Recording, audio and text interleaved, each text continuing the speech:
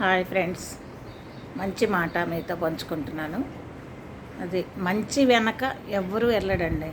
అక్కడ మంచి జరుగుతుందంటే ఎవరు వెళ్ళరు. అదే చెడు జరుగుతుందంటే చూస్తానికి వేల మంది వెళ్తారు. అదేంటో ఉదాహరణకు మీకు చెప్తాను ఒక మాట. ఉదాహరణకి మందు తాగేవాళ్ళు చూడండి. మందు అమ్మేవాడు ఎక్కడికి వెళ్ళడు. మందు తాగటానికి వాడి దగ్గరికి పరిగెత్తుతారు జనం అంతా. ఎంతమంది వెళ్తారు. అదే పాలు అమ్మేవాడు ఉన్నాడు అనుకోండి, ఇంటింటికి తిరిగి పాలు అమ్ముకుంటారు. పాలు కొనుక్కునే వాళ్ళ దగ్గరికే పాలు ఆడెళ్తాడు, పాలు పోసే అతను.